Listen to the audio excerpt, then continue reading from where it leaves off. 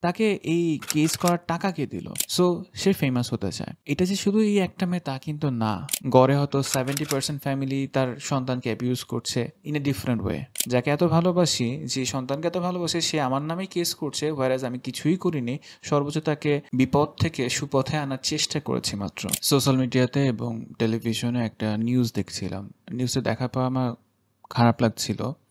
খারাপ লাগাটা ২ জায়গা থেকেই ছিল। একটা টিনেজার মেয়ের দিক থেকেও খারাপ লাগাটা ছিল। অ্যাট দ্য সেম টাইম তার প্যারেন্টস মানে তার বাবা-মার প্রতিও আমার খারাপ লাগা কাজ করছিল। এই নিউজটা পাবলিশড হওয়ার পর থেকে অনেক মানুষ মেয়েটাকে গালমন্দ করছে যে ইংলিশ মিডিয়ামে পড়ে বকে গিয়েছে, খারাপ হয়ে গেছে, ওয়েস্টার্ন কালচার ফলো করছে, বাবা-মাকে অসম্মান করছে, জাহান্নামে যাবে। এরকম একটা গ্রুপ কমেন্ট করছিল। আমি কমেন্টগুলো পড়ছিলাম। আরেকটা গ্রুপ আছেন যারা মনে করছেন এই মেয়েটা হচ্ছে পায়োনিয়র। সে আসলে সাহসিকতা দেখিয়েছে। সে আসলে কোনো অ্যাবিউসিভ প্যারেন্টসদেরকে অ্যাকসেপ্ট করেনি। তিনি প্রোটেস্ট করেছেন এবং এরপর আরও হবে, এরকম হোপ তারা ক্রিয়েট করছে। দুটো পক্ষই কিন্তু সত্য। এখানে কেউ মিথ্যে না বা কেউ ভুল না। আমি এই দুটো পক্ষের কোনো পক্ষকে সাপোর্ট বা এগেইনস্টে কথা বলার জন্য ভিডিওটা রেকর্ড করছি না। আমি জাস্ট একটা ছোট্ট পয়েন্ট আপনাদের সাথে শেয়ার করব বা আমার যে চিন্তাটা মাথায় এসছে সেই চিন্তাটা শেয়ার করব।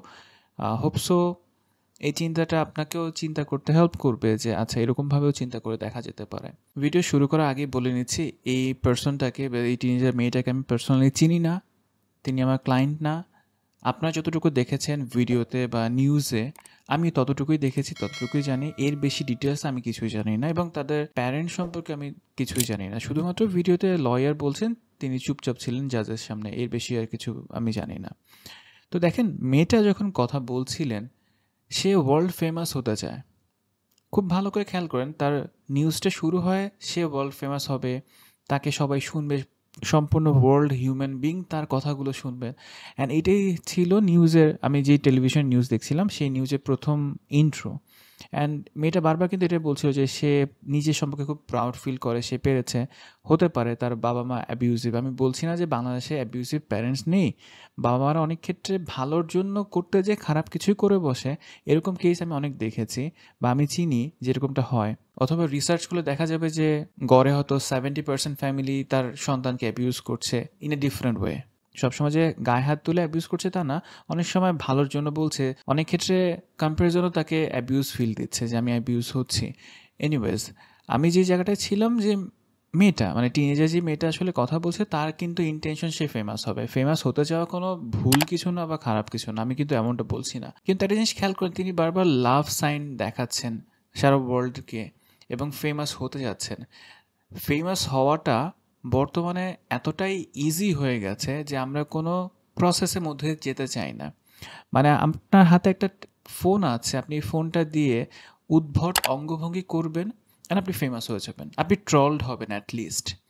আমি বলতে চাচ্ছি এই কেসটা করেছে জাস্ট বিকজ সে ফেমাস হতে চায়। আমি এটা অ্যাজিউম করছি, আমি বলছি না যে এটাই একমাত্র কারণ। মানে আমরা তো হাইপোথেটিক্যালি চিন্তা করতেই পারি যে এমনটা হতে পারে। যেমন আপনি চিন্তা করতে পারেন মেয়েটা জাহান্নামী, বাবা মাকে অসম্মান করেছে। আপনি এটাও চিন্তা করতে পারেন মেয়েটা খুব সাহসী, সে বোল্ড স্টেপ নিয়েছে, এমন মেয়ে আসলে আমরা বাঙালিরা চাই।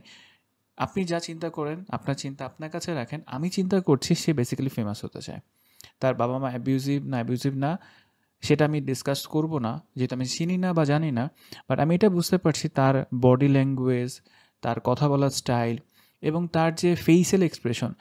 একবার চিন্তা করে দেখেন, একটা মানুষ অত্যাচারিত হচ্ছে, বুঝেন, আপনি কিন্তু আমার দ্বারা অত্যাচারিত হচ্ছেন, আপনার ফ্যামিলি দ্বারা অত্যাচারিত হচ্ছেন, আপনি কখনোই হাসি মুখে থাকবেন না। এটা একটা কমন সেন্স, সে বারবার কিন্তু কমন সেন্সের কথা ইউজ করছিল। সো আমার কাছে মনে হয় এই মেয়েটার ইন্টেনশনই হচ্ছে সে ফেমাস হতে চায়।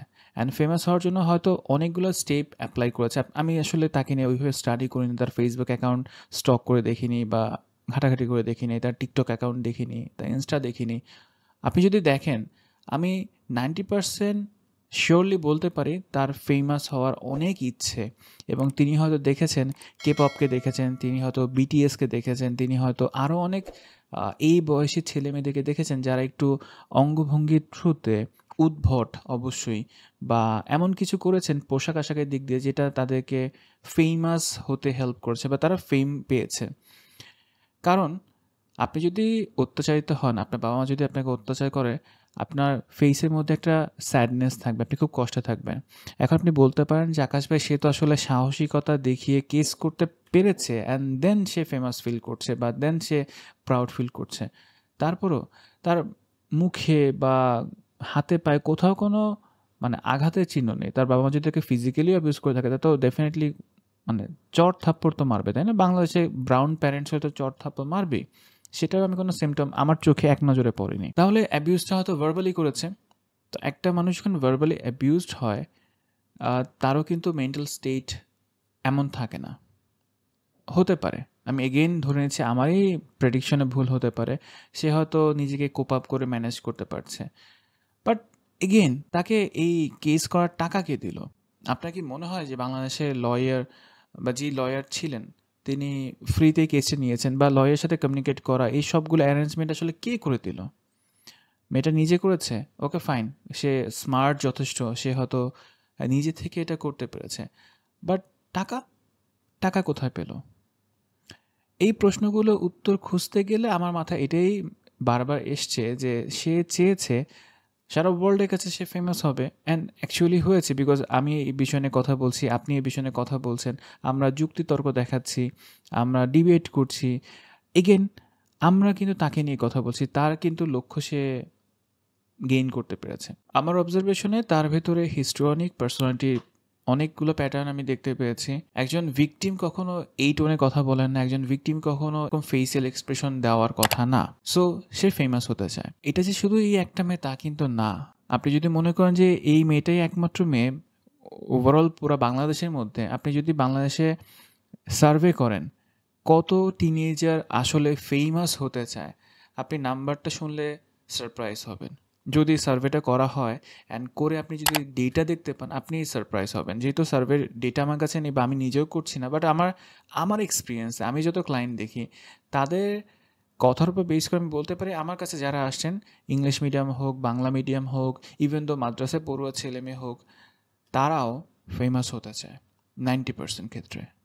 তারা তাদের ফিল্ড থেকে ফেমাস হতে চায় এবং ফেমাস হওয়ার জন্য যে হার্ডওয়ার্ক করতে হয়, এই হার্ডওয়ার্ক করতে চায় না। মানে জিনিসটা হলো আমি প্রসেসটা এনজয় করছি না, আমি রেজাল্টটা চাচ্ছি। আপনি পরীক্ষা ৩ ঘন্টা দেওয়ার পর ভালো একটা ফলাফল পেতে পারেন। আপনি ১-২ মাস কষ্ট করার পর কিছু একটা পেতে পারেন। কিন্তু না, আপনি ফেমাস হতে যাচ্ছেন এবং ফেমাস হওয়ার জন্য আপনি কি ওয়ে বের করছেন? টিকটকে উদ্ভট ভিডিও, আপনি একটু ভালগার পিকচার আপলোড করছেন, আপনি একটু ডাবল স্ট্যান্ডার্ড কোনো একটা স্ট্যাটাস দিচ্ছেন, কথা বলছেন যেগুলো মানুষকে হুক করতে পারে অ্যান্ড আপনি ফেমাস হয়ে যাচ্ছেন। অ্যান্ড এই যে একটা প্রতিযোগিতা, অসুস্থ একটা প্রতিযোগিতা, আমরা সবাই ফেমাস হতে চাই। আমার অবজারভেশনে এরকম ঘটনা আরও ঘটবে এবং ইন ফিউচার আমরা আরও দেখব অনেক রকমের কেস হচ্ছে এবং বাবা মা তখন চুপচাপ আছে, কিছু বলতে পারছে না। আমার পরিচিত একজন প্রফেশনাল এটা বলেছিলেন যে মেয়েটা আসলে খুব ভালো কাজ করেছেন এবং এই মেয়েটাকে আসলে অ্যাপ্রিসিয়েট করা উচিত। বাবা মা আসলেই অনেক টক্সিক। আমি চিন্তা করলাম যে একবার ভাবেন আপনি একজন প্রফেশনাল, আপনি বাবা বা আপনি মা হয়েছেন অ্যান্ড আপনার সন্তান, আপনি কিছুই করেননি, জাস্ট সে তার এই ট্রেন্ড ফলো করতে চেয়ে, মানে সোশ্যাল মিডিয়ার ট্রেন্ড ফলো করতে চেয়ে ফেমাস হওয়ার জন্য আপনার নামে কেস করলো। আপনি একজন বাবা, আপনি একজন মা অ্যান্ড আপনি জাস্ট হা হয়ে বসে আছেন যে আমি কি দেখছি? যাকে এত ভালোবাসি, যে সন্তানকে এত ভালোবাসি, সে আমার নামেই কেস করছে, হোয়ারাজ আমি কিছুই করিনি। সর্বোচ্চ তাকে বিপদ থেকে সুপথে আনার চেষ্টা করেছি মাত্র। মানে তুমি সারা রাত জেগে আছো, এটা জেগে থাকা ঠিক না। তুমি সারাদিন মোবাইল ইউজ করছো, এটা ঠিক না। তুমি একটা অসুস্থ সম্পর্কে যাচ্ছ, যে সম্পর্কে যাওয়াটা ঠিক না। তোমাকে গাইড করার চেষ্টা করছি অ্যান্ড তুমি আমাকে অ্যাবিউজার বলছো অ্যান্ড নিজেকে ভিকটিম রোল প্লে করছো। আপনি প্রফেশনাল হয়েও কি এটাকে অ্যাকসেপ্ট করতে পারবেন, নাকি আপনি নন জাজমেন্টাল থাকতে পারবেন? চিন্তা করে দেখতে পারেন।